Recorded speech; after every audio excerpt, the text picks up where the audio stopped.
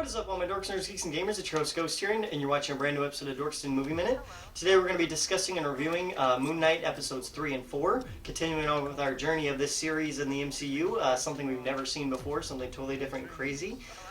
Starting off with episode 3, this is called The Friendly Type. We start off with Mark's wife getting passports ready to go to Egypt, because we saw at the end of last episode, that's where they decided, hey, we got to go to Egypt, these are all the Egyptian gods we're fighting. We got to go there. We got to take it to their home turf. We got to fight them there.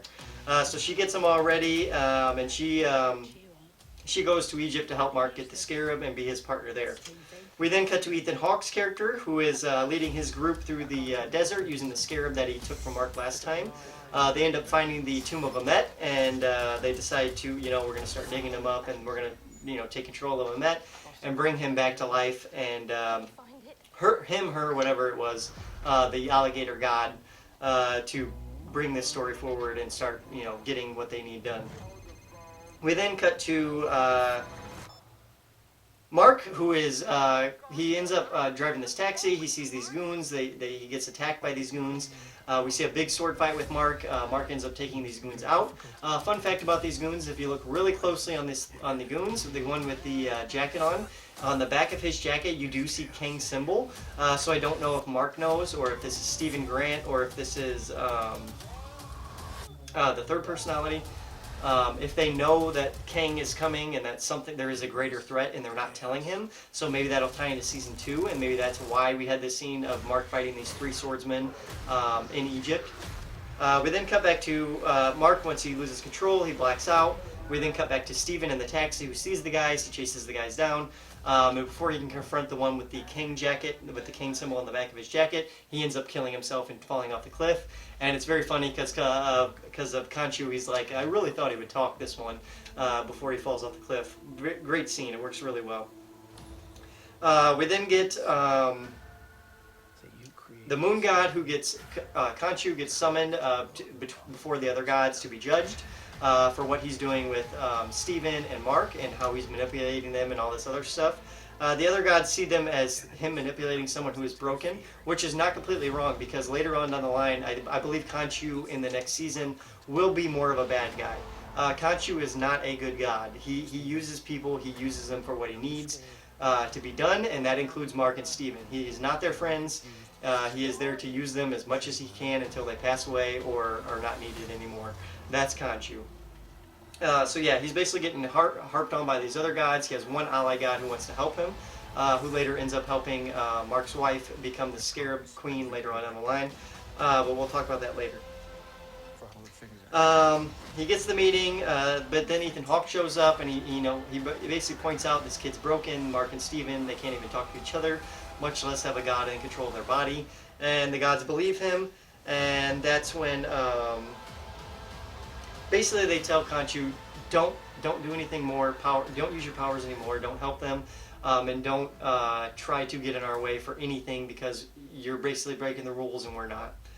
Khonshu says that's not going to happen. So yeah, that's basically it. He basically admits that Mark and Steven are broken, and he leaves the meeting there. So that's when Mark and Mark's wife finds Steven in Cairo, and that's when her and Steven meet for the first time. And she actually likes Steven, and Steven kind of likes her, so they get along. But that's only because Steven actually has her personality because of Mark.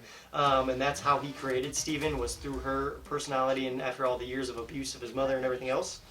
So that's the first time they meet. They go to this medieval fair type thing. And they find this casket, and Mark's trying to mess with the casket to figure out where to go next. They find this clue, which is a star map, so they're going to need the stars to find their way to the next area. But before we get there, we have a fight between this person that Mark's wife knew that led them to this medieval fair thing, that ends up bringing Ethan Hawke's character into the fray. He summons a jackal, and they end up killing this jackal. Steven gives Mark control again. Mark kills the jackal, and then Mark refuses to give control up at the end of the episode, and that's where this episode ends, The Friendly Type. So I give this one an 8 out of 10. I like the character development between Mark and Steven. This is also the second episode we see Mr. Knight, and I love that costume, and I love how we can transform from Mark to Steven to Mr. Knight and then into Moonknight all throughout one scene. It works really well, and it's really great. It really accentuates who this character is and how he's not just a broken mind, but he's a broken superhero as well. And it works really well. So 8 out of 10 for episode 3. Moving on to episode 4, The Tomb. I do have to say, this episode, guys, was the most boring episode for me to watch in the beginning, at least, until it gets to about the halfway point, and then it really picks up. Because this is literally a whole episode about basically Mark's wife and Steven, Mark and Mark's wife going into this tomb to try to find this clue from Alexander the Great. And a lot of it is this them sneaking around. There's some creepy elements. There's this black creature that's like taking the organs out of the mummies, and he's like twisting and turning his bones and crawling all over the ceiling and the wall and stuff like that. So there are horror elements there, but it just felt detached from the other episodes. It felt more like filler than the other episodes. So that happens there. We have them getting chased around by this mummy thing. Eventually Mark's wife has to fight this mummy thing and kills it by knocking it off this cliff. Steven finds Alexander the Great's tomb. I keep calling her Mark's wife, but her name's Linda. Linda gets captured by Ethan Hawke. At the same time, Steven opens the tomb to get the voice box out of Alexander the Great's mouth. He ends up getting it, but it's not a voice box. It's actually Ahmet's statue, which can bring Ahmet back to life. So he's basically just done the dirty work for the bad guys in this episode, and I always hate that when superhero shows do that. They make the villains stupid enough, or the heroes stupid enough to do the bidding of the villains, and then they reveal the big twist in the end that the villain's been manipulating this whole time. But you didn't have to do that because Mark's already a broken character. He's already been manipulated by Khonshu, and then to have him be manipulated even more makes it even more tragic for the character. But I think it works really well with Linda's backstory as well, because they can definitely play off each other in that way. Okay, so they get the item they want, and that's when Linda brings up her backstory about her father being an architect and how Mark knew her father and they traveled together, and that Mark was there that the day her father died, and she thinks that Mark killed her father.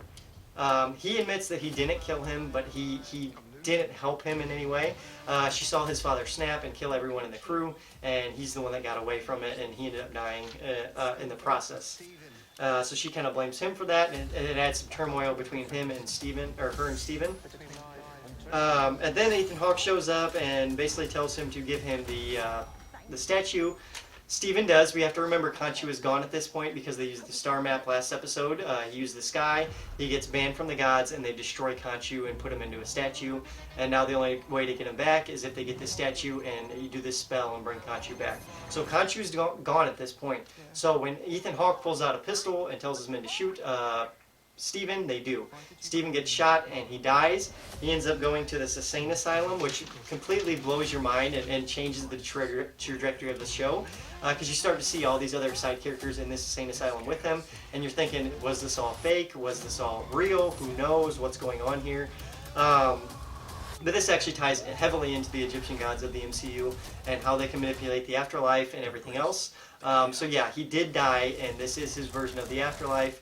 And now he does have to find his way back using traditional means of Egyptian means to get back to life. That's when they end the episode with the...